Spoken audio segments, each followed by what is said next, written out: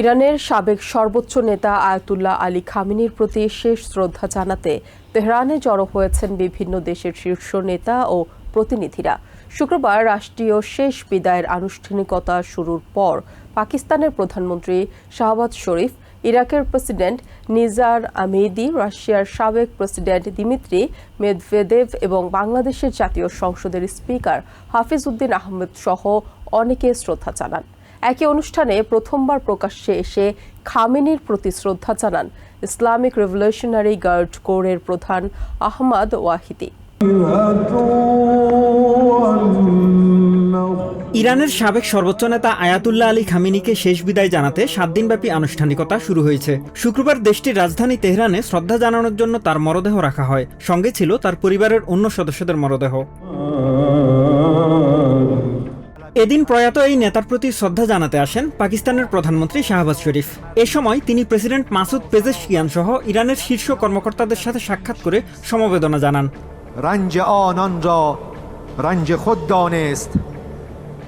এরপর একে একে শ্রদ্ধা জানান ইরাকের কুর্দিস্তান অঞ্চলের প্রেসিডেন্ট নেচিরভান বারজানি, আর্মেনিয়ার প্রধানমন্ত্রী নিকোল পাশিনিয়ান, হিজবুল্লাহর শীর্ষ কর্মকর্তা এবং লেবানন ও প্যালেস্টাইনের রাজনৈতিক নেতৃবৃন্দ।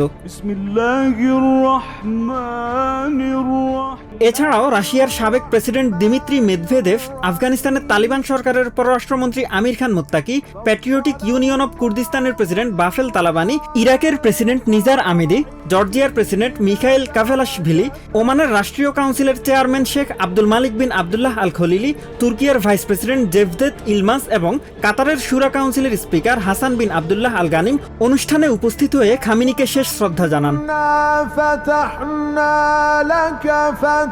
এর আগে ইরানের পার্লামেন্ট স্পিকার মোহাম্মদ বাগের গালিবাফ এবং পররাষ্ট্রমন্ত্রী আব্বাস আরাকচি খামেনির প্রতি শ্রদ্ধা জানান। এ সময় দেশটির বর্তমান সর্বোচ্চ নেতা মুজতবা খামেনির শ্বশুর Gholam Ali Haddad Adel, president Masoud Pezeshkian এবং আরাকচির পাশে দাঁড়িয়ে গালিবাফকে কাঁদতে দেখা যায়। এদিকে নিয়োগের পর প্রথমবারের মতো প্রকাশ্যে এসে আলী খামেনির প্রতি শ্রদ্ধা জানিয়েছেন ইসলামিক রেভলিউশনারি গার্ড কোরের প্রধান আহমদ ওয়াহিদি। এ সময় তিনি বলেন, ইরানের জনগণ কখনোই খামেনির আদর্শ থেকে বিচ্ছিন্ন হবে না। তার স্থান আমাদের হৃদয়, আত্মা এবং সত্তায়। তিনি চিরকাল আমাদের সবার সাথে, আমাদের প্রিয় ইরানের সাথে এবং আমাদের উম্মার সাথে থাকবেন।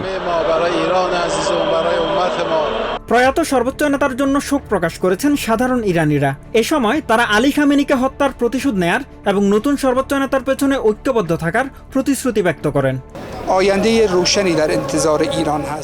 বর্তমান সর্বোচ্চ নেতা সেই একই পরিবার থেকে দৃঢ়তা ও সাহসিকতার উত্তরাধিকার পেয়েছেন। আল্লাহর শুকরিয়া। এখন পর্যন্ত তার দৃষ্টিভঙ্গি অত্যন্ত শক্তিশালী এবং পুরোপুরি সাম্রাজ্যবাদ বিরোধী।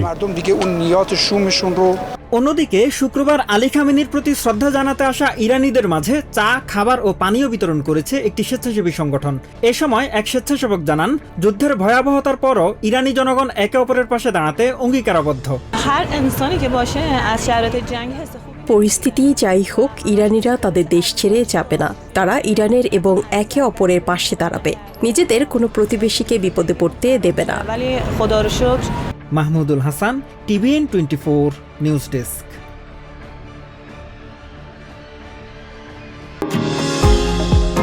নিউ ইয়র্ক থেকে সম্প্রচারিত TVN 24 টেলিভিশন বিশ্বজুড়ে বাঙালির কণ্ঠস্বর।